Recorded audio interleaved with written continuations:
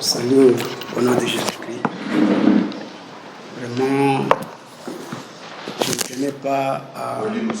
je ne tenais pas à monopoliser la parole. Je crois que les mois passés, comme vous l'avez entendu dans l'exposé, c'était le révérend Mathieu qui devait exposer, comme on partage souvent ce qu'on doit faire. Mais il était tellement occupé là-bas, il n'a pas eu l'occasion de venir. C'est moi aussi, c'est la même chose. Je devais continuer avec ce que je vais aborder aujourd'hui. Mais il était occupé avec des deuils en Angique. Je ne savais même pas qu'il était déjà là, parce qu'il devait quitter là ce matin ici. Mais heureusement, Dieu a fait qu'il puisse arriver hier. Ainsi que quand je l'ai trouvé, je dis non, je ne peux pas faire le tout moi-même. Comme ça, il peut présider. Je crois que le thème qu'on va aborder, c'est un sujet tellement large. Et vraiment que Dieu le bénisse de la manière qu'il a procédé. Parce que personnellement, quand j'ai envoyé quelqu'un qui croyait telle chose, je le regardais toujours derrière ce qu'il croyait là, ce qui n'était pas correct. Mais quand j'ai évolué avec le message, j'ai compris qu'il faut tolérer, il faut respecter chacun dans ce qu'il croit là, comme Frère Branham l'a dit. Et parfois, comme quand on parlait de l'avenir, ou quand on pouvait lire une citation de l'avenir, on pouvait comprendre beaucoup de choses là-bas.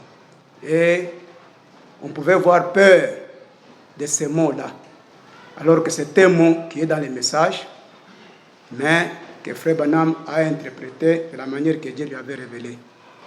Alors, je commence d'abord par lire dans un guide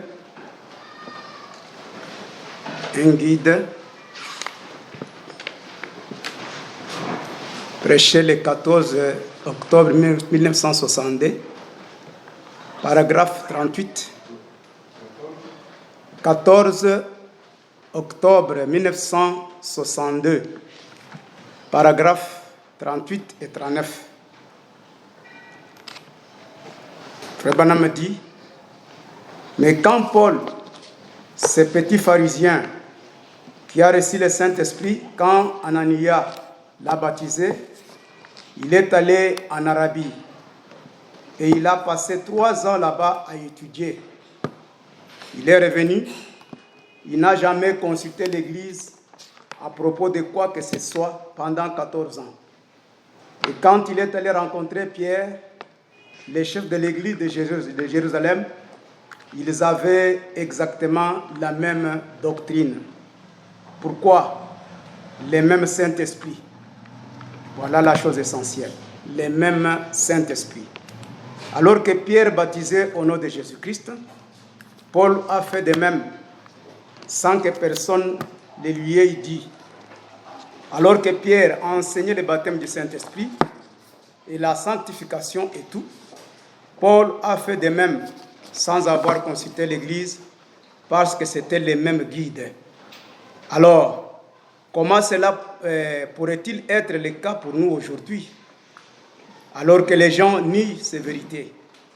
Quand Pierre a donné son enseignement sur la façon dont l'Église devait être mise en ordre, Paul avait la même doctrine parce qu'ils avaient les mêmes guides. Les guides ne vont pas en emmener un dans cette direction ici et un autre dans cette direction-là et envoyer un à l'est et l'autre à l'ouest. Il va vous garder ensemble. Et si nous laissons simplement le Saint-Esprit nous garder ensemble, nous serons un. Si nous ne laissons pas le diable nous entraîner sur la mauvaise route, nous serons d'un seul cœur, d'une seule pensée, d'un même accord, par un seul esprit, le Saint-Esprit. Le guide de Dieu qui nous guidera dans toute la vérité, c'est exact. Mais vous devez suivre votre guide. Oui, messieurs. C'est ça l'essentiel. Alors, j'ai autant d'écritures que je vais lire, mais je vais d'abord lire dans Luc chapitre 17. Là, on peut se mettre debout. Luc chapitre 17. partir du 26e verset, c'est l'écriture actuelle. Ce qui arriva du temps de Noé arrivera de même au jour du Fils de l'homme. Les hommes mangeaient, buvaient, se mariaient et mariaient leurs enfants, jusqu'au jour où Noé entrait dans l'arche, le déluge vint et les fit tous périr. Ce qui arriva du temps de Lot arrivera pareillement. Les hommes mangeaient, buvaient, achetaient, vendaient, plantaient, bâtissaient. Mais le jour où Lot sortit de Sodome, une pluie de feu et de soufre tomba du ciel et les fit tous périr. Il en sera de même le jour où le Fils de l'homme paraîtra. Je vais vous mettre assis. Que Dieu bénisse sa parole. Je vais ajouter encore Malachie 4.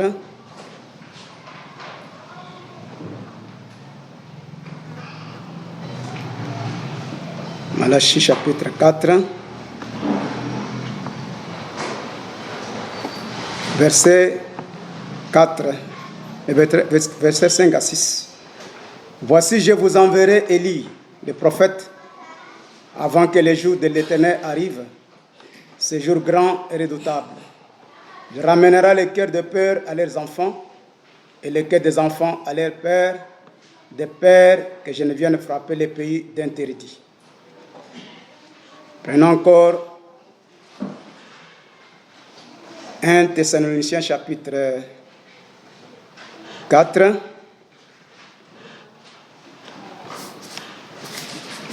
verset 13. Nous ne voulons pas, frères, que vous soyez dans l'ignorance au sujet de ceux qui dorment, afin que vous ne vous affligez pas comme les autres qui n'ont point d'espérance. Car si nous croyons que Jésus est mort et qu'il est ressuscité, croyons aussi que Dieu ramène par Jésus et avec lui ceux qui sont morts.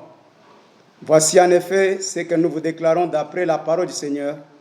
Nous les vivants, restés pour l'avènement du Seigneur, nous ne devancerons pas ceux qui sont morts.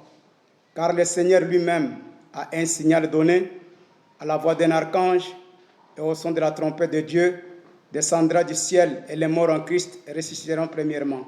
Ensuite, nous les vivants, qui seront restés, nous serons tous ensemble enlevés avec eux sur des nuées, à la rencontre du Seigneur dans les airs. Ainsi, nous serons toujours avec le Seigneur. Apocalypse 1.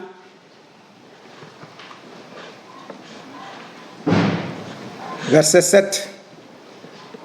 Voici, il vient avec les nuées, et tout il les verra, même ceux qui l'ont percé. Et toutes les tribus de la terre se lamenteront à cause de lui. Oui, amen. Apocalypse 10, verset 1 à 3, nous citerons pour lire le verset 7. J'ai vu un autre ange puissant qui descendait du ciel, enveloppé d'une nuée. Au-dessus de sa tête était l'arc-en-ciel, et son visage était comme le soleil, et ses pieds comme les colonnes de feu. Il tenait dans sa main un petit livre ouvert. Il posa son pied droit sur la mer et son pied gauche sur la terre. Et il cria d'une voix forte comme rugit un lion. Quand il cria, les sept tonnerres firent entendre leur voix. Et quand les sept tonnerres eurent fait entendre leur voix, j'allais écrire. Et j'entendis du ciel une voix qui disait, celle-ci conduit les sept tonnerres et ne l'écrit pas. Et l'ange que je voyais debout sur la mer et sur la terre leva sa main droite vers le ciel et jura par celui qui vit au siècle des siècles, qui a créé le ciel et les choses qui sont, la terre et les choses qui sont, et la mer et les choses qui sont, qu'il n'y aurait plus de temps. Mais qu'au jour de la voix du septième ange, quand il sonnerait de la trompette, les mystères de Dieu s'accompliraient comme il annonçait à ses serviteurs les prophètes. C'est sur base de ces écritures que nous allons parler. Et chaque écriture que j'ai lue ici a toujours son accomplissement. Mais le sujet que nous allons aborder, c'est sur les trois venues du Seigneur Jésus-Christ. Les trois venues, comme le pasteur Matthieu avait déjà frôlé là-bas. Dans ce que je vais parler ici, je vais d'abord parler de façon générale, parce que c'est un sujet qu'il fallait d'abord se retrouver, causer, Mais comme les choses sont arrivées de cette manière, alors nous avons des anciens aussi qui ont pris la Bible avant moi. C'est quand j'avais toute l'habitude d'écouter les anciens, c'est là qui m'a donné cette formation ici. Dans ce que je vais parler, j'ai quelques points ici. Je vais d'abord l'introduction, premier point. Deuxième point, je vais parler du compositeur. 3, du précurseur. Quatrième point sera les 3 venues du Seigneur. Maintenant, sur l'introduction, Frère Branham me dit ceci. Nous l'avons trouvé du 25 août 1954, paragraphe 10 à 11. Frère Branham dit ceci. C'est ainsi que nous avons accepté la Bible. Lorsque Moïse a écrit la chronologie, les commencements, la Genèse, ainsi de suite, nous acceptons ce qu'il a dit, sachant que c'était vrai, à commencer par la manière dont le monde était fondé. Ensuite, nous croyons que sa prophétie qui devrait s'accomplir est vraie. Nous avons vu la plus grande partie de cela être accomplie. Maintenant, il a parfois des dons là au sein de l'Église. Nous avons causé des dégâts. L'Église en a fait.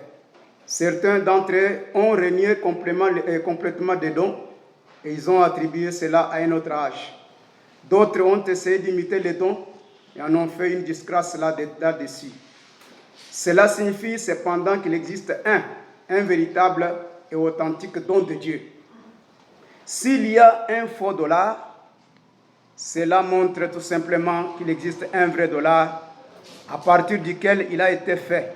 Sinon, les faux seraient les vrais. Si vous prenez $1 et qu'il a été contrefait, vous savez qu'il y a un contrefacteur qui s'est référé au vrai dollar pour fabriquer celui-là.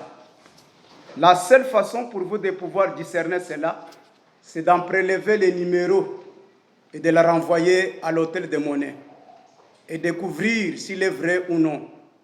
C'est ainsi lorsque quelqu'un parle de Christ, à ramener cela à la Bible et découvrir si cela est vrai ou non. C'est cela la preuve finale. Ceci est l'hôtel de monnaie. Et puisse le Seigneur vous bénir ce soir alors que j'essaie de vous rendre service à mon humble façon pour essayer de vous apporter des bénédictions et de vous aider, vous pèlerins, voyageurs sur votre route vers la gloire. Je me tenais derrière les rideaux il y a quelques instants, lorsque mon cher et bien-aimé frère Baxter parlait disant « Combien ici ce soir n'ont même pas de carte de prière et veulent être guéris. Des mains se sont levées partout. Mon cœur s'est serré. J'ai regardé tout autour et j'ai dit « Oh là là, priez pour moi. Je suis tout simplement un peu nerveux à voir les gens qui veulent qu'on prie pour eux. C'est un monde malade, celui dans lequel nous vivons, c'est vrai. Mais Jésus-Christ, le même hier, aujourd'hui et pour toujours, a produit et a acquis votre guérison au calvaire. Il était blessé pour nos iniquités. Il était brisé pour nos iniquités. Le châtiment qui nous donne la paix est tombé sur lui. Et c'est par ses meurtrissures que nous sommes guéris. C'est une épreuve accomplie. C'est ainsi que, avec ce que Frère Branham me dit, quand il y a un faux dollar, il y a un vrai. Et si vous voulez examiner l'authenticité, ramenez cela à l'hôtel de monnaie. Notre hôtel de monnaie, c'est la parole, c'est la Bible. C'est ça notre fondement. Il dit encore ceci au commencement, il n'en était pas ainsi. Prêché le 5 avril 1959, paragraphe 5. Le prophète dit, commencement, paragraphe 5, il dit ceci.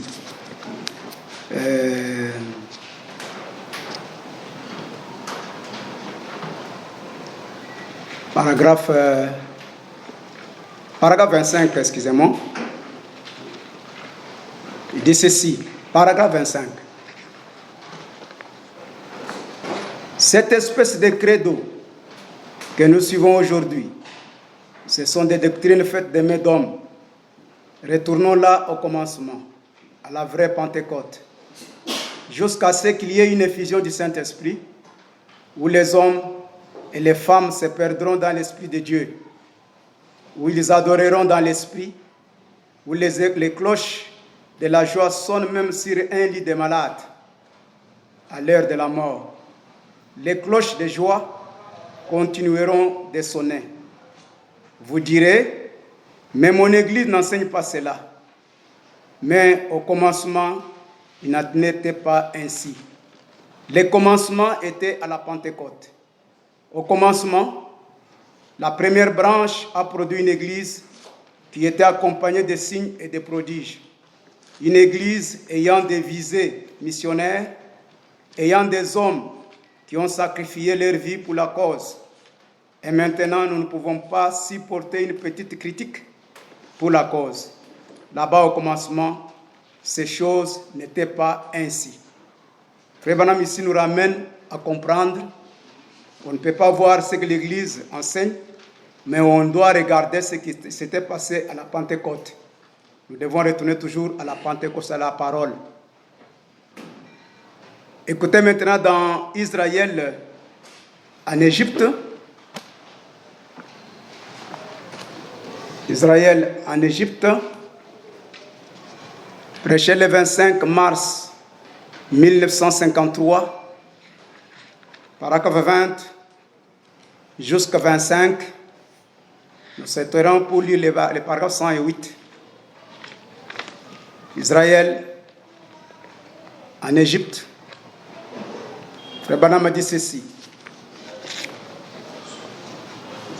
D'abord 19, il dit, maintenant, vous viendrez me voir pour me dire, bien, Frère Branham, je crois ceci. Maintenant, 3 points, je crois cela. Il n'y a qu'une seule façon au monde de prouver cela. Eh bien, je ne peux pas me fier à l'expérience de quelqu'un d'autre, au rite ecclésiastique d'un autre. Il n'y a qu'une seule preuve véritable de tout ce qu'il en est, c'est la parole de Dieu. Ainsi, si la parole de Dieu dit une certaine chose, alors je suis obligé de croire, c'est la vérité. Récemment, un jeune prédicateur est venu me voir. Il m'a parlé de certaines situations. Il a dit qu'il avait prié pour cela. Il a dit que le Seigneur lui a révélé que c'était d'une certaine façon. Alors je l'ai regardé un moment, puis j'ai dit, frère, c'est vraiment beau. J'ai dit, je suis reconnaissant que le Seigneur ait fait cela pour vous, mais laissez-moi vous dire quelque chose, c'est contradictoire. Il dit, eh bien, la vision venait de Dieu. J'ai dit, cela n'est pas possible, frère, parce que c'est contraire à la parole. Maintenant, nous devons prouver toutes choses par l'Écriture. Si c'est contraire à ma foi, et que cependant l'Écriture le dise, l'Écriture a raison et j'ai tort. Voyez-vous, l'Écriture a toujours raison. Et la seule façon dont vous puissiez faire quelque chose, c'est de revenir à l'Écriture. Maintenant, est-ce vrai? J'aime vous entendre dire Amen. Amen. Lorsque vous croyez cela, voyez-vous, Amen signifie qu'il en soit ainsi. Maintenant, nous ne pouvons pas donc 3 points. Quelqu'un me demandait l'autre jour,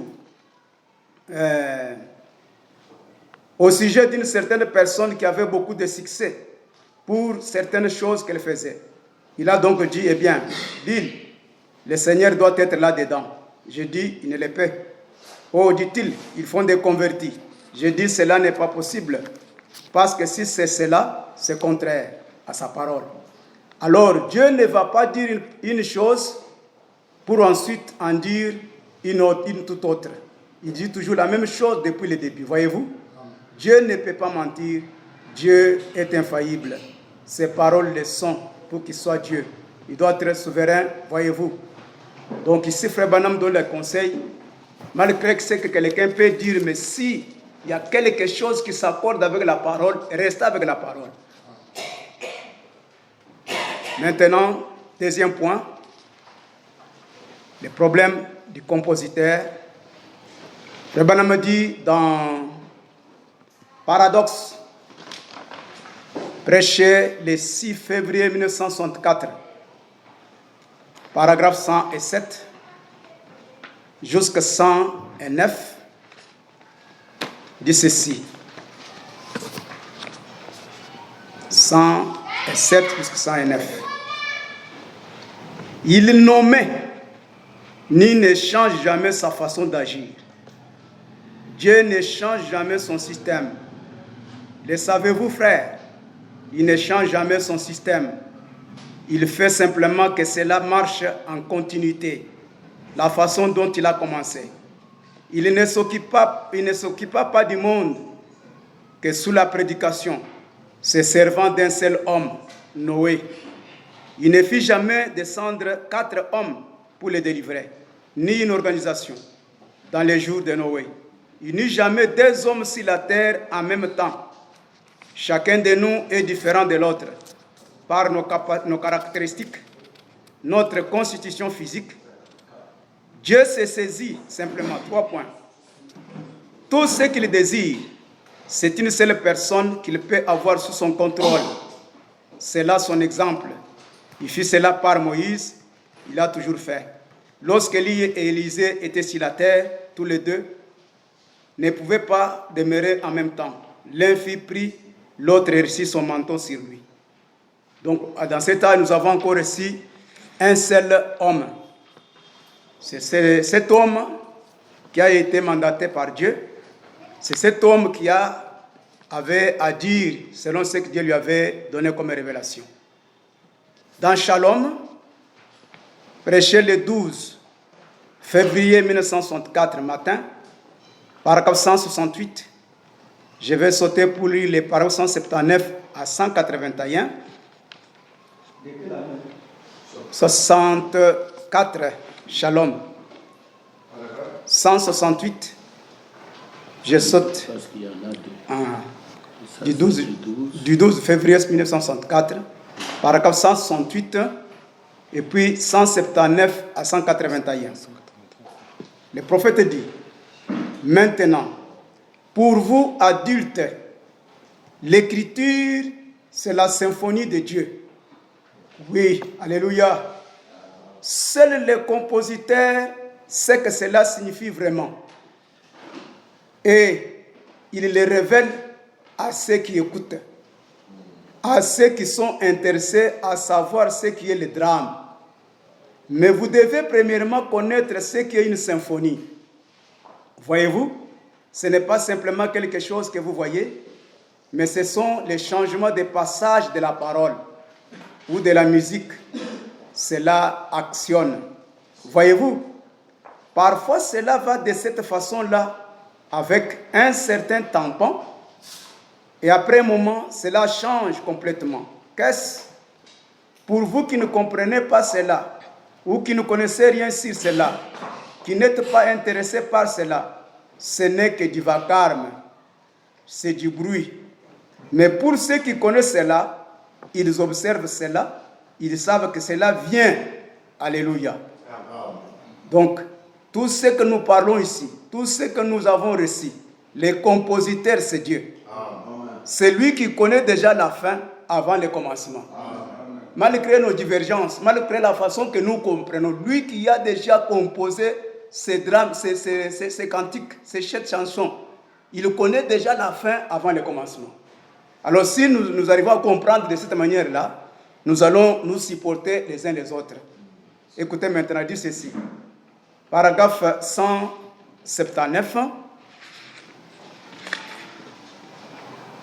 Rappelez-vous, le compositeur connaît la fin depuis le commencement.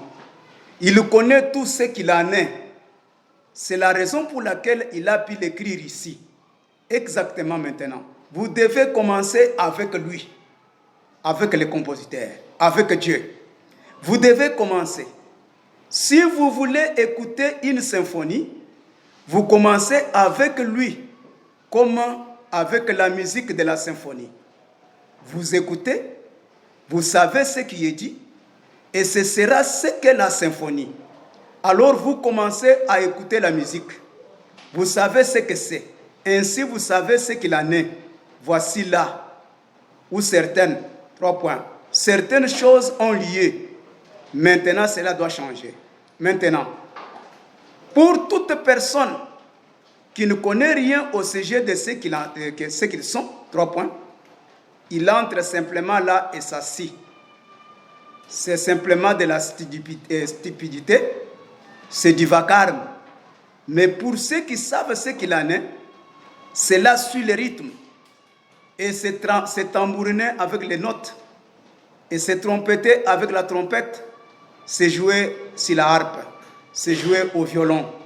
C'est aussi jouer sur la contrebasse. C'est sonner avec la trompette. C'est battre sur les tambours. Tout cela selon le rythme. Les drames, au point que vous pouvez fermer vos yeux et vivre là-dedans. Frère Branham fait Alléluia. C'est ainsi que vous le faites avec Dieu. Vous ne restez pas à l'écart en train de regarder cela. Vous entrez dans le rythme de la chose. Comment entrez-vous là-dedans? Vous naissez là-dedans, dans le rythme de la parole. Lorsque vous devenez une partie de cette parole, vous devez devenir une partie de la danse pour ressortir quelque chose de la danse. Vous devez devenir une partie du jeu du ballon, de la chose qui vous intéresse, pour être dans le jeu des ballons. Voilà la chose. Donc, si nous avons les compositeurs, si nous avons Dieu, et partout nous allons entrer, si c'est Dieu qui parle, nous entrons dans la symphonie. Et il n'y aura pas de problème. J'étais aussi conduit à parler sur les précurseurs, puisque Dieu ne pouvait rien faire s'il n'avait pas un homme, comme il nous a dit, qu'il devait avoir une seule personne envoyée sur la terre. Dans la sémence, d'abord quand vous allez dans la Bible, dans Malachie chapitre 3, verset 1, vous allez voir qu'à là-bas que Dieu parle de l'envoi du messager avant sa face. Et ce messager-là, c'est le prophète Jean-Baptiste. Il devait précéder Jésus-Christ, comme William Branham aussi l'a fait dans cet âge. Au paragraphe 25, dans la sémence n'hérite pas avec la balle, prêché le 18 février 1965, paragraphe 25 jusqu'au 26, je vais sauter pour le paragraphe 28. Le prophète dit, juste 6 mois après cela, j'administrais mon premier baptême ici dans le fleuve. Lorsque la lumière est descendue juste là, à Larry Spring, beaucoup d'entre vous aimeraient peut-être aller y jeter un coup d'œil. À Larry Spring, et Water, juste en face du fleuve. Et c'est là que l'ange du Seigneur est apparu pour la première fois en public. 3 points. Un après-midi à 2 heures. Et une voix est venue de là et a dit, de même que Jean-Baptiste fut envoyé comme précurseur de la première venue de Christ, ton message annoncera la seconde venue. Nous voici 30 ans après, et me voici ce soir proclamant toujours ce message. Il a fait le tour du monde, et je suis heureux de revenir dans la ville où j'ai grandi pour représenter ce Seigneur Jésus-Christ que j'aime toujours de tout mon cœur. Il devient chaque jour plus doux encore que les jours précédents. Je n'ai jamais changé un seul iota de ma doctrine. La première chose avec laquelle j'ai commencé, je la crois de la même façon ce soir. Il est le même hier, aujourd'hui et éternellement. Les précurseurs. C'est là que vous avez commencé. Je suis dans le 3e point, les précurseurs. J'ai terminé avec les compositeurs, j'ai donné seulement des sermons. Maintenant, c'est le 3e point, les précurseurs, c'est là que je suis. Là où j'ai lu dans la sémence, n'hérite pas avec la balle. Maintenant, paragraphe 28, il dit ceci. Mon intention et mon désir ce soir, c'est de réveiller de nouveau cette église de nouveau pour la venue du Seigneur Jésus, qui est proche. Je dois la réprimander. Je dois réprimander les péchés sous quelque forme qu'ils soient. Je ne vise la dénomination des personnes. J'ai un message. Alors, Frère Branham, dans questions et réponses du 27 mai 1962, paragraphe 156 à 157, il parle de la même chose des précurseurs. J'ai terminé avec les 3 points. Vous allez, le message est vaste. Il y a beaucoup de places où il parle des précurseurs, mais ma pensée que vous compreniez qu'avant que Dieu fasse quelque chose, il envoie toujours une personne comme précurseur de sa venue. Le 4e point, comme je l'avais annoncé, c'est sur les 3 venues du Seigneur. C'est ici où il y a beaucoup de choses, mais je n'ai pas tout pris. C'est seulement une pensée qui m'est venue. Et les anciens sont là. Ils pourront aussi s'étaler sur beaucoup de choses. Sur les 3 venues, je suis d'abord dans le 6e sceau. 6e sceau, prêché le 23 mars 1963, paragraphe 136 jusqu'à 137. Le Branham me dit, maintenant souvenez-vous, maintenant, j'ai toujours enseigné que si la déclaration de 2 ou de 3 témoins, que toute parole soit établie. Et l'écriture, vous ne pouvez pas, par exemple, prendre un passage de l'écriture pour prouver quoi que ce soit. À moins qu'il y ait autre chose qui s'accorde, voyez-vous, je peux prendre un passage de l'écriture et dire, Judas s'est allé se pendre. En prendre un autre et dire, va faire de même. Voyez? Mais voyez-vous, ça ne s'accordera pas avec le reste.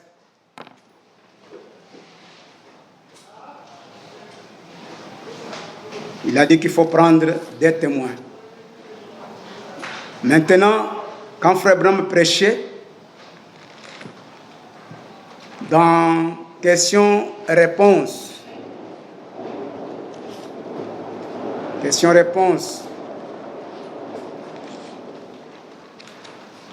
questions-réponses du 23 mars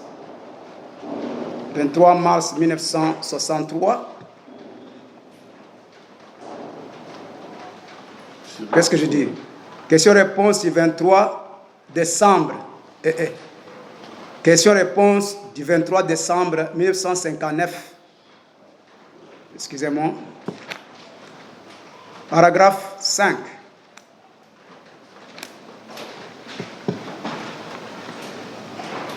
Il dit ceci. Je voudrais que vous vous souveniez toujours que ce que je dis ici, je ne dis pas que c'est catégoriquement la vérité et tout. C'est, à ma connaissance, ce qu'il y a de plus catégorique comme vérité à ce sujet. Je peux me tromper, comme n'importe quel autre mortel, mais Frère Jackson, j'essaie simplement de l'expliquer de la manière qui, d'après moi, est juste. Vous voyez? De la manière dont je le vois. Frère Mike, dans la Bible, tout simplement. Et quand j'étudie ces choses, je ne me contente pas juste d'une référence. Je retourne en arrière et je me reporte à la Genèse et je développe cela jusque dans l'Apocalypse, d'un bout à l'autre de la Bible. C'est comme ça que Frère Branham pouvait parler ou avancer avec le message. Maintenant, dans Dieu se cache et se révèle dans la simplicité prêché le 17 mars 1963, paragraphe 103. Il dit ceci. Mais là, nous, un trait, nous sommes occupés à autre chose en ce moment. Nous, trait, nous sommes dans la parole. Vous voyez? Alors, tenons-nous-en à cela en ce moment. Nous allons, nous, trait, nous sommes dans un enseignement. Et vous pouvez vous rendre compte de la grande tension que ça produit sur moi. Vous voyez? Parce que si j'enseigne quoi que ce soit de faux, j'aurai à en répondre. Vous voyez? Alors, je ne dois pas prendre l'idée de quelqu'un. Je dois, 3 points. Cela doit être inspiré.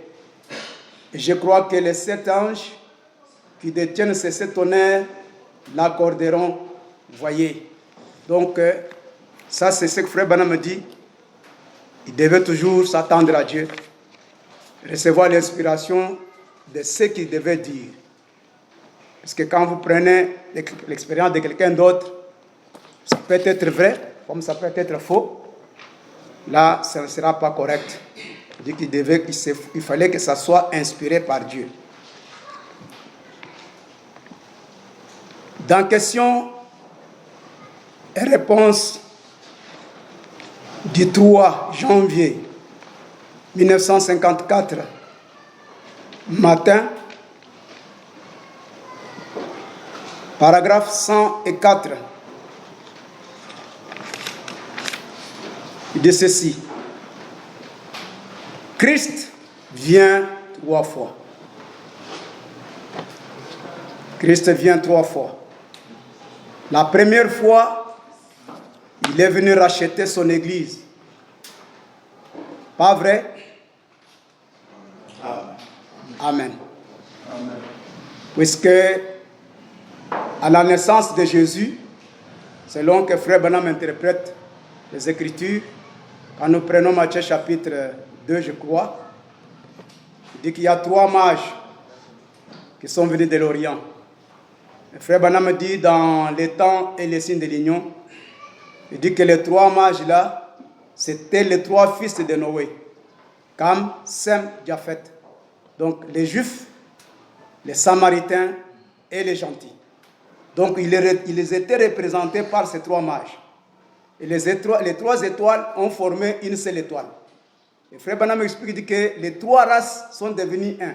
Quand les 3 étoiles étaient en l'air, les 3 personnes étaient un sur la terre. C'est ce qui a fait que l'un des mages a pris l'or, l'autre a pris l'encens, l'autre a pris la myrrhe.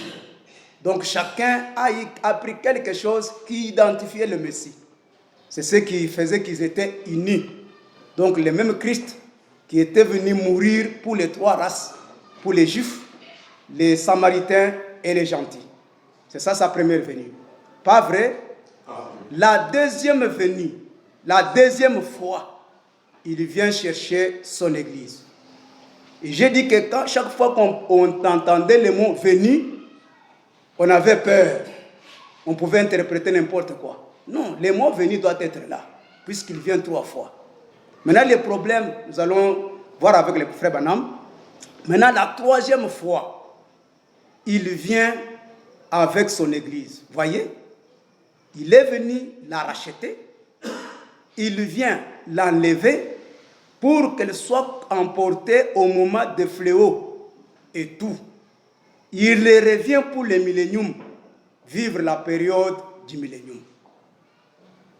Ça, nous devons voir ça dans la pensée, comme l'ancien avait frôlé la fois passée. Il vient 3 fois. La première fois, il est venu pour racheter l'humanité. Deuxième fois, il vient enlever son épouse. 3e fois, il vient pour régner au temps des milléniums. Maintenant, au 4e saut, 4e saut, prêché le 21 mars 1963, paragraphe 210. Si j'aimerais maintenant, puisque je vais encore lire cette citation au milieu là. Frère Branham dit, 210, la première venue de Christ en tant que mortel, il vient 3 fois. Christ est en 3. Vous voyez? Regardez comment il vient. Lui, c'est en 4. Observez Christ. À sa première venue, il est venu en tant que mortel pour verser son sang et mourir. Pas vrai? Ça, c'est sa première venue. La deuxième venue, c'est l'enlèvement. Nous les rencontrerons dans les cieux immortels. À sa troisième venue, il est le Dieu incarné. Amen. Frère Branham tape 3 fois dans ses mains. Dieu Emmanuel pour régner sur la terre. C'est exact. 3 seulement. Maintenant, quand vous prenez dans aujourd'hui cette écriture est accomplie, je vais lire ça aussi.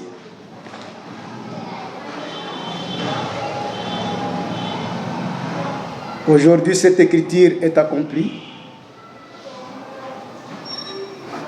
Je dis ceci. Aujourd'hui, cette écriture est accomplie. Prêché le 19 février 1965. Le 19 février 1965, paragraphe 44. Comme l'écriture est précise, si Frère Branham s'est référé à Ésaïe 61, verset 1 à 2. Ésaïe 61, verset 1 à 2, là, il est parlé de la première et de la seconde venue. Maintenant, ici dit, Ésaïe 61, verset 1 à 2. C'est là que notre Seigneur avait lu à partir des traits. Mais au milieu du deuxième verset d'Ésaïe 61, il s'est arrêté là où il est dit, l'Esprit du Seigneur est pour moi, pour prêcher l'année de grâce. Alors il s'est arrêté. Pourquoi? L'autre partie a porté le jugement. Ne se reportait pas à sa première venue, mais à sa seconde venue. Voyez, ça ne s'y rapportait pas. Oh, comme les Écritures ne commettent jamais d'erreur. Elles sont toujours parfaites. Jésus s'était arrêté juste là où l'Écriture s'arrêtait parce que cela était exactement ce qui devait être confirmé en ce jour. En fait, lors de cette première venue, à la seconde venue, il apportera les jugements sur la terre. Mais pas en ce temps-là. Il devait prêcher l'année de grâce. Cette écriture. Donc, c'est cela la première venue. Quand il est venu, il a prêché la grâce. Maintenant, à la seconde venue, ça sera le jugement. Maintenant, deuxième point, si la deuxième venue ou la seconde venue, Frère Branham dit dans la divinité de Jésus-Christ numéro 1. Premier point, c'était quoi? De l'exposé? Non, dans le première venue. Première venue. Ah, okay. Deuxième point, deuxième venue ou seconde venue. La divinité de Jésus-Christ numéro 1. Prêché le 4 décembre 1960. Paragraphe 320. Paragraphe 320. Frère Branham me dit, laissez-moi donc prendre cela et les comparer avec Zacharie 12. Juste pendant quelques instants. Donc, nous le savons que par les types, si vous enseignez par les types, sous forme de types, alors je pense que vous seriez toujours dans les bons. Et quand Frère Branham a prêché le message, il se disait que je suis typologue. Il prend des types de Genèse 18, comme nous avons lu dans Luc 17:30. Vous prenez aussi Genèse 24, sur le mariage d'Isaac et Rebecca. Vous allez comprendre que dans Genèse 18, dit que Dieu est venu dans la chair humaine. Dieu qui était venu dans la chair humaine, nous qui connaissons les messages, ce Dieu-là a créé les corps de circonstances, les corps de chair. Mais Dieu était sous forme de l'esprit. Puisque chaque fois qu'on parle Dieu dans la chair humaine, nous n'avons pas la façon où nous comprenons comment distinguer ces corps-là. La chair là, c'était la chair de qui? Et Dieu avec quelle forme? Parce que Dieu dans la chair humaine, Dieu dans la chair humaine. Dans la Genèse, il a créé les corps de circonstances. Michael est entré, Gabriel est entré, lui est entré. Ils sont devenus des hommes de chair. Mais les chairs là étaient créées pour la circonstance. C'était le type. Et aujourd'hui, Frère Branham dit que Dieu ne pouvait encore faire ce travail-là. Il a déjà racheté un corps parmi ses frères. Donc, le corps de William Branham. Donc, quand Dieu est dans la chair humaine aujourd'hui, c'est la chair d'un homme, William Branham, mais Dieu est la parole qui vient entrer dans ce corps de chair-là. Ça, c'est le type de Genèse 18. Maintenant, quand vous prenez maintenant Genèse 24, il parle d'Eliezer, il parle d'Isaac, il parle de Rebecca. Là, vous êtes le lecteur du message, comment Eliezer a été envoyé, comme il a envoyé William Branham aujourd'hui. Maintenant, chaque fois qu'on lisait Apocalypse 10 ou qu'on lit Apocalypse 10, beaucoup de gens avaient peur ou s'attendaient à comprendre quelque chose d'autre. Mais Frère Branham, quand vous prenez le 17-30, le Fils de l'homme qui devait se révéler, il devait se révéler où? À travers qui? Il fallait maintenant que Malachie 4 intervienne, un homme comme William Branham. C'est un homme qui devait venir en tant que prophète. Maintenant, pour que Luc 17-30 se manifeste, il fallait maintenant faire intervenir Apocalypse 10. L'ange puissant, la parole qui devait maintenant venir entrer dans un homme. Pour que cet homme révèle le Fils de l'homme. C'est ce qu'il dit dans Léon du temps de la fin. Il dit que le septième ange révèle le Fils de l'homme au public. Maintenant, prenons dans la brèche, prêché le 17 mars 1963, paragraphe 41,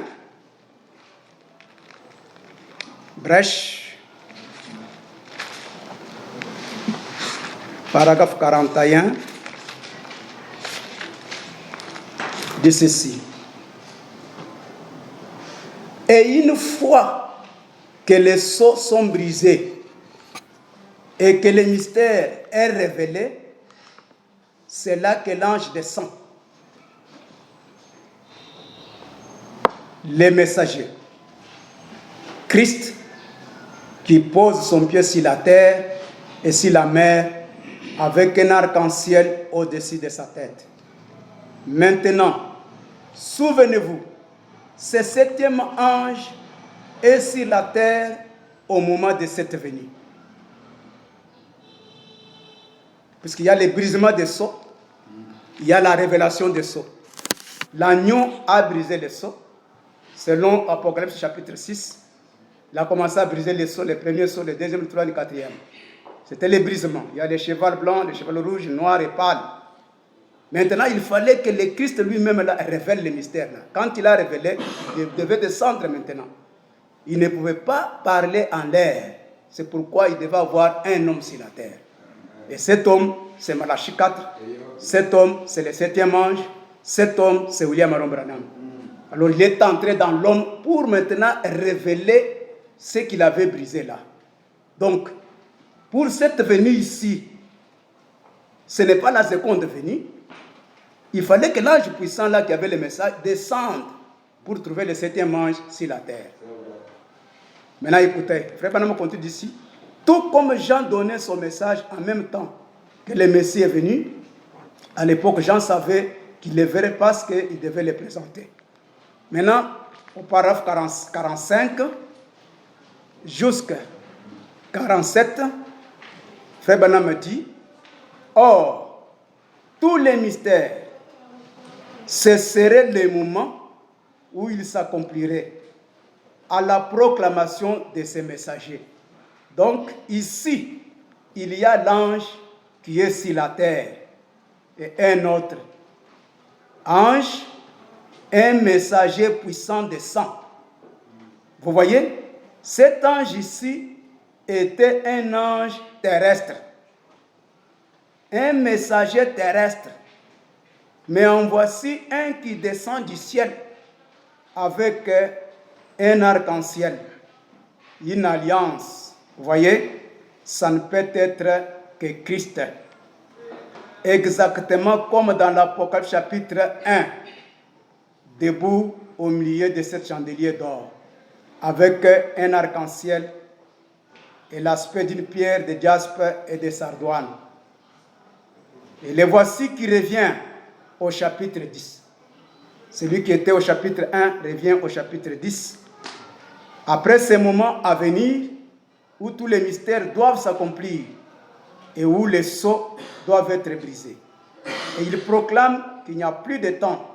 Il a dit que quand le 7e ange aurait commencé à sonner de la trompette, alors le mystère s'accomplirait et ce serait l'heure où l'ange doit apparaître. C'est tout près de nous quelque part, c'est vrai. Vous voyez maintenant? Donc, l'ange puissant qui est descendu,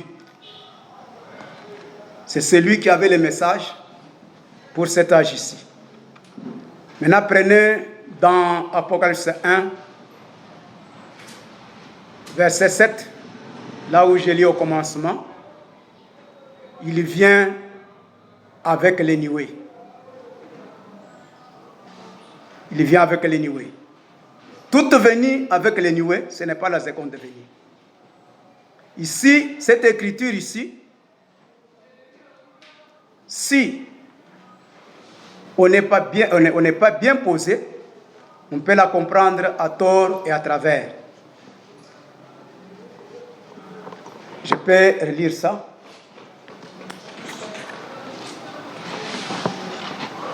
Apocalypse chapitre 1, verset 7. Voici, il vient avec les nuées, et tout œil le verra, même ceux qui l'ont percé. Même ceux qui l'ont percé. Et toutes les tribus de la terre se lamenteront à cause de lui. Oui, amen. Notre frère Branham, quand lui vient, il commence maintenant à interpréter ces écritures. Prenez maintenant dans la divinité de Jésus-Christ, puisque la difficulté, je crois l'ancien Matthieu avait frôlé ça la fois passée, si les trois venus ici, la difficulté est entre la seconde venue des gentils et la seconde venue des juifs. C'est là où il y a les problèmes. Puisque Frère Branham vient nous dire que la seconde venue pour les gentils, c'est l'enlèvement. Maintenant, cet enlèvement-là, Jésus des cicatrices, Jésus de Marie, ne touche pas le sol. Maintenant, la seconde venue pour les juifs, c'est cette écriture d'Apocalypse 1. Dit que tout œil le verra, et même ceux qui l'ont percé, ce sont les juifs, ce ne sont pas des gentils.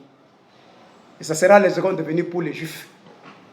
Maintenant, il dit dans la divinité de Jésus-Christ, numéro 1, prêché le 4 décembre 1960, paragraphe 308, il dit, il a lu l'écriture d'Apocalypse 1, il vient avec les nuées, et tout œil le verra, même ceux qui l'ont percé, et toutes les tribus de la terre se lamenteront à cause de lui. Maintenant, il dit ceci. Paragraphe 305, nous avons déjà, il dit ceci. Alors, comment vient-il avec les nuées? Quelle sorte de nuées? Des nuées de gloire. Non pas des nuages d'orage ou des nuages de pluie, mais des nuées de gloire. Si vous voulez savoir de quel genre de nuée il est enveloppé, quand Pierre et les autres ont vu sa vision sur la montagne, donc Matthieu 17, ils n'avaient pas le temps d'aller là-bas. sur la montagne de la transfiguration. Une nuée les recouvrit. Ses vêtements brillaient. Il était enveloppé d'une nuée, la puissance de Dieu. Maintenant, au paragraphe 308, il précise maintenant, il dit, maintenant, ce n'était donc pas l'enlèvement, n'est-ce pas? Voyez-vous, ce n'était pas l'enlèvement. Ce n'était pas l'enlèvement, il répète. De quoi parlait-il? De la seconde venue. Donc, l'enlèvement, c'est une chose. Il vient dans la seconde venue pour enlever son épouse. Maintenant, quand il part dans l'Apocalypse 1, que tout est, il le verra, dit que ce n'est pas l'enlèvement. Maintenant, paragraphe 315. Là, il part là, il est dans Zacharie chapitre 12. Vous allez noter ça, moi je n'ai pas eu le temps d'aller là-bas. Maintenant, il dit ceci.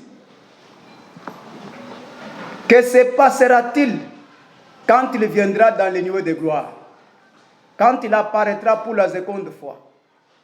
Et quand ces Juifs qui l'ont percé? Vous voyez, chez les Juifs, c'est toujours la seconde venue. Mais là, les Juifs vont aussi les reconnaître quand il va se faire connaître chez eux. Il dit, vous savez, un autre passage de l'Écriture dit qu'ils lui demanderont d'où lui viennent ces blessures. Voyez, là, ça sera chez les Juifs. Il répondra, c'est dans la maison de mes amis. Et ce sera un temps de pleurs, non seulement pour les Juifs qui l'ont rejeté en tant que Messie, mais aussi pour le reste de ces gentils qui l'ont, ou plutôt qui l'ont rejeté en tant que le Messie de leur temps. À la seconde venue chez les Juifs, les petits Benjamins, les 144 000, va commencer à pleurer quand il va se faire connaître. Pas seulement ceux-là, même l'Église qui avait rejeté le Messie quand il était venu, ils vont aussi commencer à pleurer. C'est ce que Frère Branham dit. Ils gémiront et pleureront. Les vierges folles gémiront. Elles sont cette Église qui a refusé de mettre de l'huile dans sa lampe. Voyez, à la seconde venue, nous, l'épouse des gentils, nous les rencontrons dans les airs. Nous sommes partis. Maintenant, lui retourne chez les Juifs avec des cicatrices. Comme Frère Branham l'a dit dans Genèse, quand Joseph a voulu se faire connaître à ses frères, il a dit à tous ceux qui l'entouraient de retourner dans le palais. Alors, il est resté seul. Il a commencé à causer avec ses frères. Il a dit que non, je suis votre frère Joseph. Frère Branham prend ce type. Il dit que c'est comme ça que ça se passera quand Jésus retourna chez ses frères. Il dit maintenant, quand ils vont découvrir que c'est ça leur Messie, leur propre frère, c'est alors qu'il y aura maintenant un deuil. Ils vont pleurer, ils vont regretter de l'avoir rejeté. Pas seulement eux, même le reste de l'Église qui avait rejeté le message comme Frère Branham l'a prêché ici. Maintenant, la seconde venue, comme telle, c'est une venue secrète. Une venue secrète. Frère Branham dit dans les 10 vierges, prêchez les 11.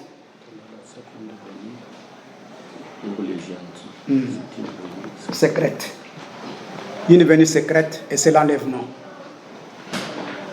Les 10 vierges, prêchées le 11 décembre 1960, paragraphe 197. Le prophète dit 10 vierges, oui.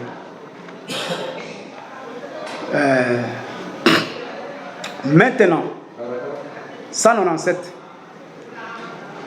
Rappelez-vous, comme je l'ai déjà dit, tout va par trois. Sa venue va par trois. La première fois, il vient racheter son épouse. La deuxième fois, il vient enlever son épouse. Comme dans une aventure d'amour. Il vient un soir, l'enlève et l'emporte loin du monde. Elle va à sa rencontre dans les airs. C'est la venue secrète du Seigneur. Vous voyez, quand il vient la deuxième fois, c'est pour prendre son épouse. La première fois, il vient pour la racheter. La deuxième fois, pour la prendre. Et la troisième fois, avec elle, les rois et la reine. Vous allez encore prendre le 4e sceau que j'avais déjà dit là. Paragraphe 210, dit que la seconde venue, c'est l'enlèvement. Dans les citernes crevassées. Citernes crevassées. Prêché le 26 juillet 1964. Paragraphe 12 jusqu'à 15. Frère Branham dit: dernièrement, je vous ai parlé assez clairement du message. Certaines personnes pourraient avoir l'impression que je pense que Jésus va venir demain matin ou ce soir. Effectivement, je le pense. Bon, je ne dis pas qu'il le fera. Et encore là, il se peut qu'il ne vienne pas avant la semaine prochaine. Et il se peut que ce soit l'an prochain. Il se peut que ce soit dans 10 ans. Je ne sais pas quand il va venir. Mais il y a une chose que je veux que, 3 points. Vous gardiez toujours en tête. Tenez-vous prêt à chaque minute, à chaque heure. Voyez, en effet, s'il ne vient pas aujourd'hui, il pourrait bien être là demain. Alors, gardez toujours cela en tête, il va venir. Je ne sais pas à quel moment ce sera ma dernière heure sur cette terre. Aucun de nous ne le sait. Et aucun de nous ne sait quand il va venir. Il ne le sait même pas lui-même, d'après ses propres paroles. Il a dit que le Père seul sait quand il viendra. Le Fils lui-même ne sait pas quand il viendra. Ce serait quand Dieu nous l'enverra de nouveau. Mais nous attendons sa venue. Et s'il ne vient pas dans ma génération, il se pourrait qu'il vienne dans la suivante. S'il ne vient pas dans celle-là, il viendra dans la suivante. Mais moi, à ce que je vois, il ne reste pratiquement plus de temps. À mon avis, ça pourrait arriver d'une minute à l'autre. Or, ça ne veut pas dire 3 points. Bon, ça ne veut pas dire que vous allez voir le ciel se transformer et tout. Ce n'est pas de cette venue-là que je parle. Je parle de l'enlèvement. Donc, une venue secrète. Donc, on n'aura pas à voir le ciel changer par n'importe quoi.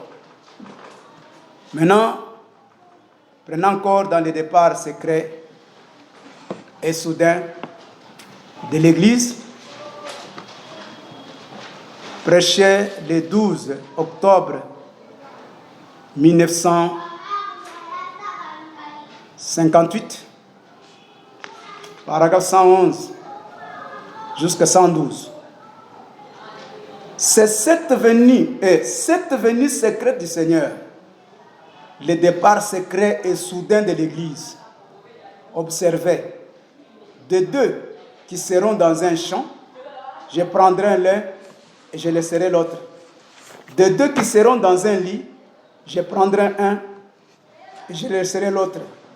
Cela montre que la venue du Seigneur ne se passera pas juste dans un certain coin, mais qu'elle sera universelle. L'un sera dans un champ en train de travailler durant la journée, l'autre dans un lit en train de dormir de l'autre côté de la terre. Ce sera un enlèvement universel. Et il viendra avec les cris, avec la voix de l'archange, et la trompette de Dieu sonnera. Et les morts en Christ ressusciteront et elle sera enlevée. Secrètement. Oh, j'aime cela. Le grand époux vient et l'épouse s'est elle-même préparée, attendant ces moments secrets qu'elle-même ne connaît pas du tout. Mais elle est prête, elle s'est habillée, elle attend ces moments. Nous voyons ces poteaux indicateurs dans le monde, signalant que celui-ci est sur le point de subir le jugement.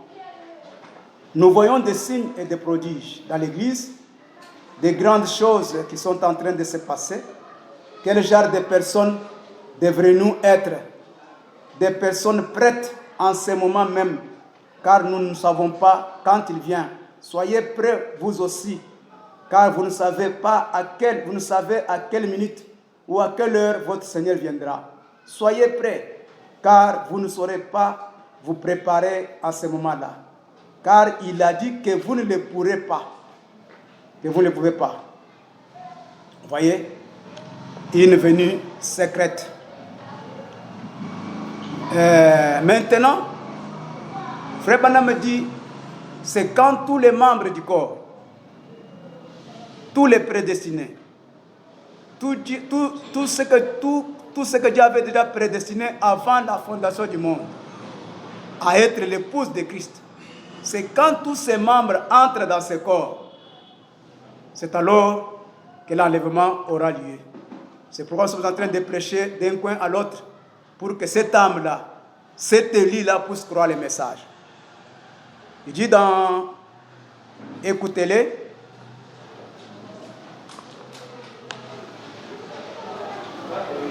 écoutez-les,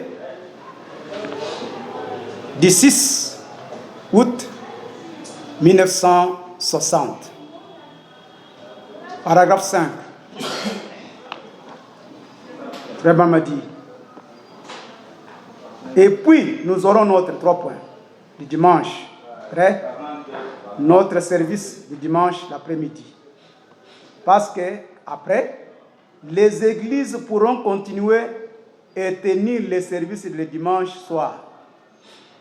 Et tous ceux qui ont été convertis dans ces réunions, pendant le temps qu'on a passé ici, que nous avons fait des appels à l'autel, 3 points. Et vous voyez qu'aujourd'hui, le péché est très grand. Le pécheur ne s'intéresse plus beaucoup à Christ. Vous savez, je crois qu'il a presque cessé de les appeler. Sachez qu'il arrivera un temps où le dernier pécheur viendra à Christ et qu'il n'y aura plus de gens qui viendront. Sachez-le, le corps de Christ ne sera pas un corps difforme. Il n'aura pas un doigt supplémentaire à cause de toi ou de moi. Quand le corps sera complet, le travail sera fini. Dieu renverra son esprit sur les Juifs et les gentils partiront dans l'enlèvement. Donc, c'est le compositeur là, qui connaît la fin avant le commencement. C'est lui qui a envoyé les messages. Il connaît chaque personne dont le nom est écrit dans le livre de vie de l'agneau avant la fondation du monde. Par tous ces messages est prêché. Si cette âme-là entre, elle peut entrer par ici, elle peut entrer n'importe où, mais nous ne savons pas. C'est le compositeur, Dieu lui-même, qui connaît cette âme-là. Dès que cette âme-là entre dans le corps de Christ, le travail est terminé. C'est pourquoi il dit que nous devons nous préparer à chaque instant, à chaque minute. Dans l'âge de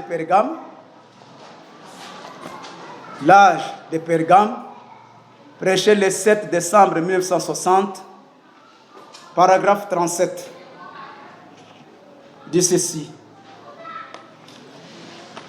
C'est là que j'ai compris qu'il fallait laisser chacun, ayant le Saint-Esprit, conduit par Dieu, s'entretenir avec son groupe. C'est Dieu qui connaît dans ce groupe-là qui est élu pour entrer dans ce corps. Là, dans ce coin où il se trouve là.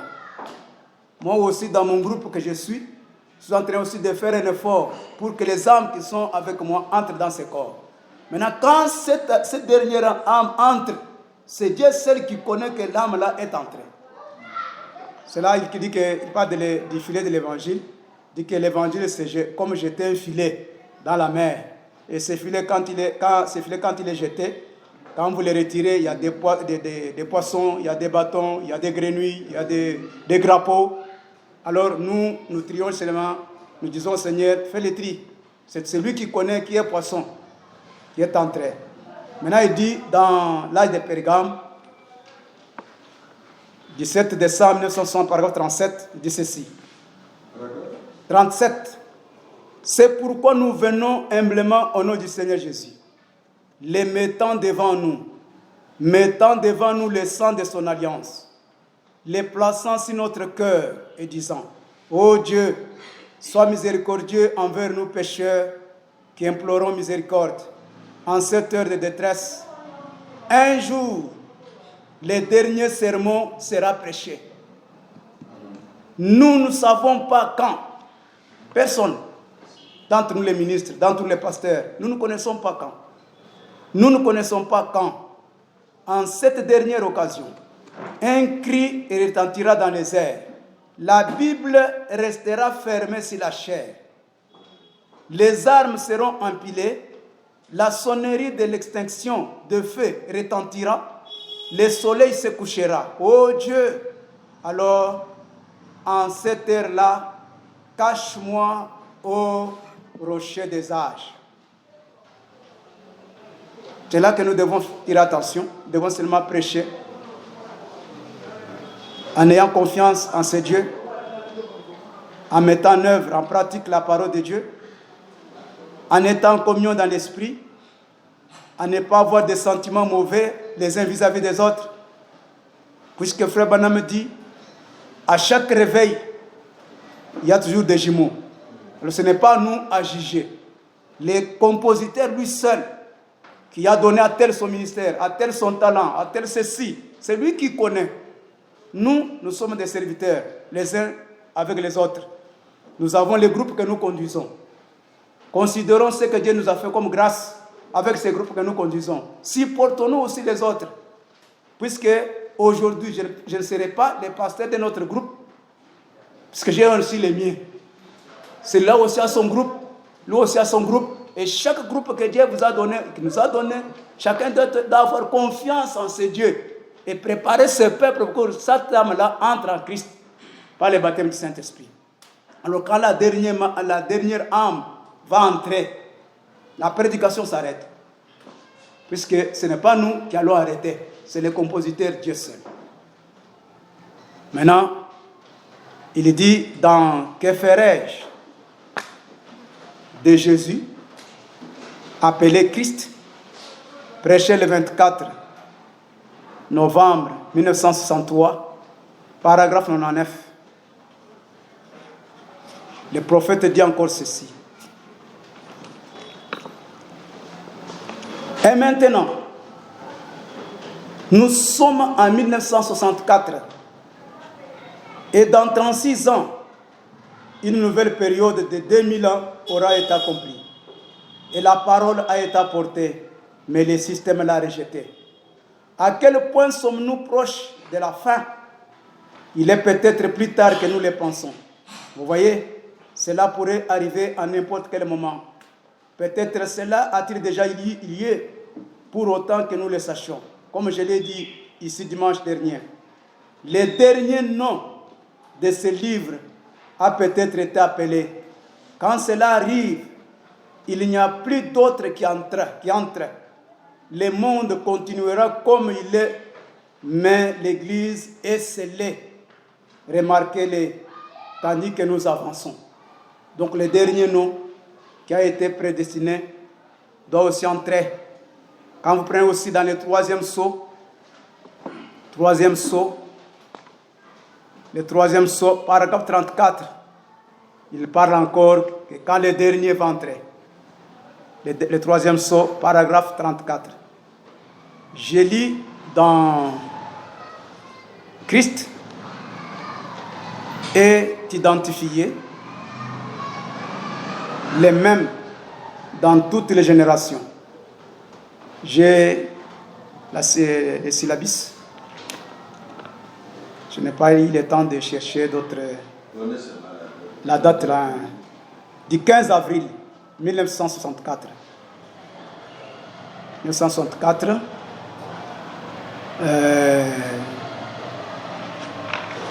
Paragraphe 4 à 5.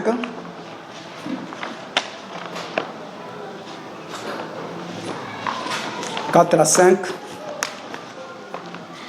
Je vais sauter pour lire les paragraphes 29. C'est ceci.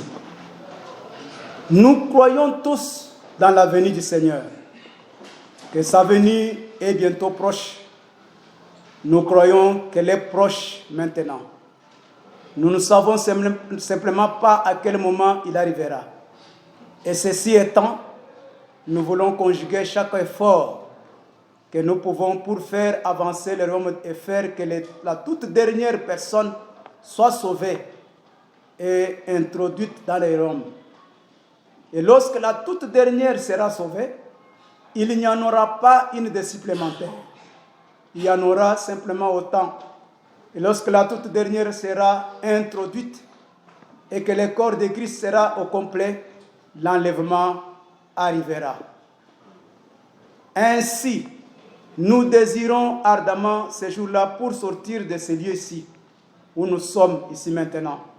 Car c'est certainement un Lazare, nous savons cela, plein de maladies, d'affections et de déceptions et de troubles. Oh là là, qui aimerait rester ici, alors qu'il y aura aussi meilleure place où aller?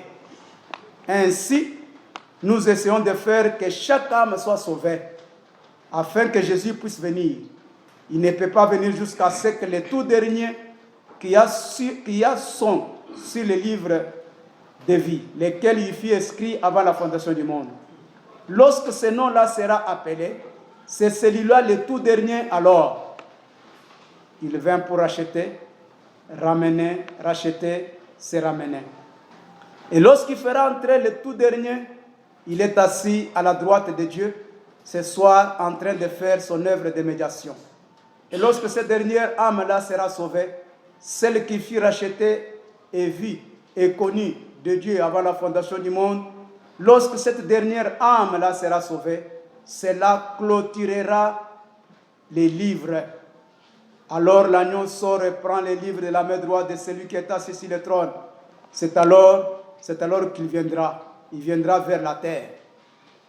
Je pense, voyez maintenant, quand celui-là, cette âme, sera manifestée sur la terre, ça sera la fin. Je crois que c'est jusque-là ce que j'avais dans ma pensée. La troisième venue, comme je viens de parler à l'ancien Mathieu au bureau ici, je n'ai pas eu le temps de pénétrer ça. Comme le temps était, j'ai causé avec lui jusqu'à 16h hier. Alors vous voyez qu'il n'y avait pas moyen d'avoir beaucoup de temps pour m'élargir et sortir. Je lui ai dit non, en tout cas, je n'ai pas beaucoup approfondi la troisième venue. Mais quand vous prenez Apocalypse 11 comme base, verset 3, il est parlé de 3 témoins qui doivent aussi venir comme les précurseurs, de 2 témoins qui doivent aussi venir comme précurseurs chez les Juifs pour annoncer, donc amener les Juifs à reconnaître leurs erreurs, pour reconnaître leur Messie. Alors je crois que je ne savais même pas que l'ancien Vincent était aussi là, mais il a annulé le voyage qu'il devait effectuer. Alors comme l'ancien Matthieu est venu, je lui ai dit que non, j'ai seulement introduit d'une façon générale. Alors vous êtes les anciens, vous savez comment on a aussi approfondi la troisième venue, mais la deuxième venue là, pour que les gens ne puissent pas sortir de la bonne pensée. Je crois que c'est par là que j'avais arrêté l'inspiration que Dieu m'avait donnée. Que le Seigneur vous bénisse.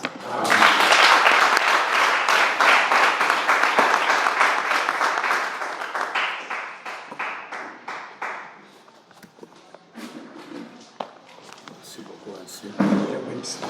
Dieu vous comble. Amen.